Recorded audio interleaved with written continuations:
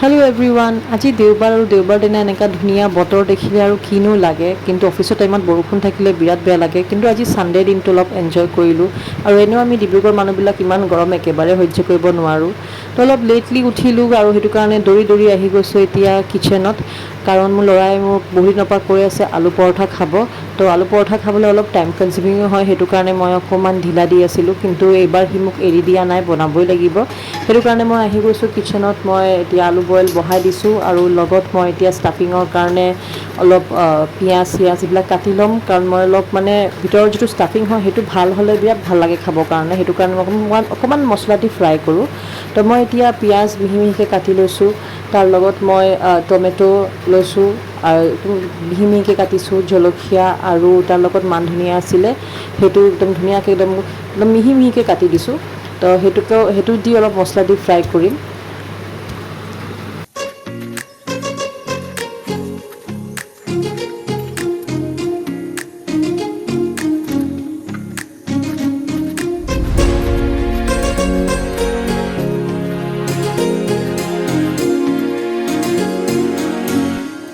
তো মোৰ চব শ্বপিং শেষ আৰু লাষ্টত মই গাজৰটো গ্ৰেট কৰি দি দিম।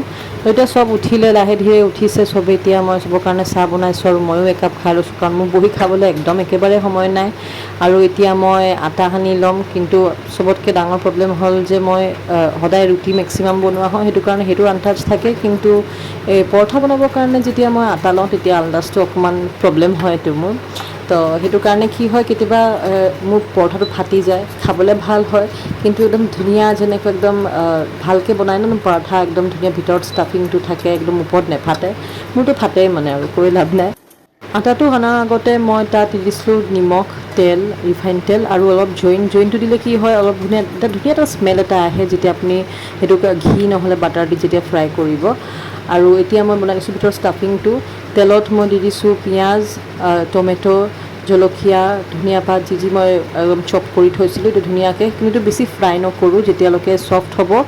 আৰু তাৰপাছত মই তাত অকণমান ছফ্ট হ'লে তাত মই অলপ হালধি আৰু মেক্সিমাম মই ইউজ কৰোঁ কিচেন কিং মছলা, এনেকুৱা ষ্টাফিং বনালে, কাৰণ সেইটোত এটা ধুনীয়া এটা স্মেল আছে।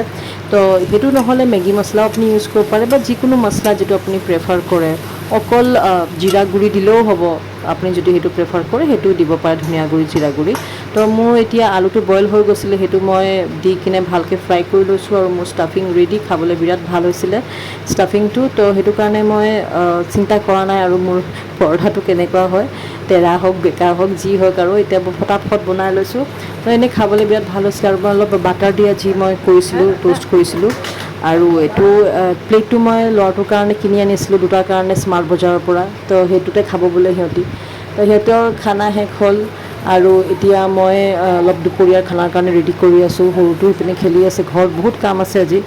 আৰু ইপিনে দেউতাই আনিছিলে গোবিন্দভোগ চাউল, এইটো জহা চাউল নহয়, এইটো গোবিন্দভোগ চাউল হয়। তো সেইটোক মই এতিয়া ভালকৈ ধুই মেলি থৈ দিম, কাৰণ এইটোক মই বনাম বাচন্তি পোলাও। আৰু এনেকুৱা ধোৱাৰ পাছত মই পেপাৰত এখন লৈছোঁ, তাত মই একদম ভালকৈ মেলি দিম সেইটো, আৰু ফেন চলাই দিছোঁ, একদম ভালকৈ শুকাব সেইটো। তাৰপাছত সেইটোক অকণমান মেৰিনেট কৰিব লাগিব। কেনেকুৱা কি মেৰিনেট সেইটো মই আপোনাক দেখাম পাছত।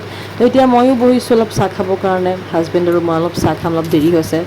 আৰু মই একেবাৰে এতিয়া যিটো দেখিছে, একদম একেবাৰে মই গা ধুই পূজা কৰি মেলি একেবাৰে সিপিনে শেষ কৰি আহিছোঁ, কাৰণ যেনে ক'লোঁ বহুত কাম আছে আজি ঘৰতো।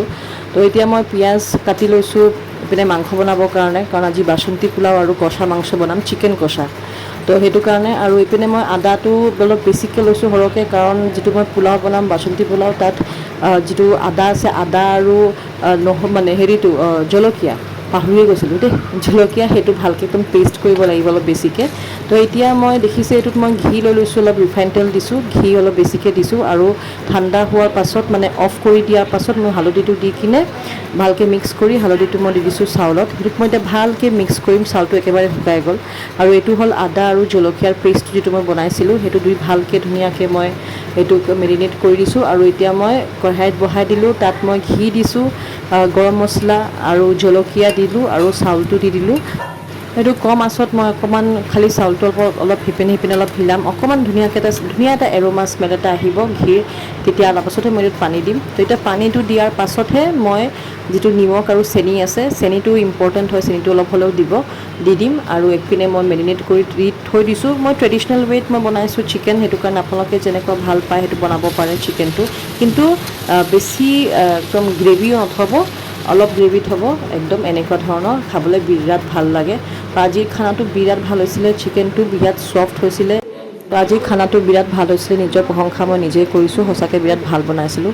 তো দুপৰীয়া অলপ হেভি হ'ল বুলি ৰাতি একদম লাইট ডাল বইল বনাইছোঁ, আলু পিটিকা আৰু কণী অমলেট, আৰু কি লাগে। আজিৰ ৰাতিৰ খানাটো ইমানেই, আৰু আজিৰ ব্লগটো ইমানেই। লগ পাম নেক্সট ভিডিঅ'ত, বাই।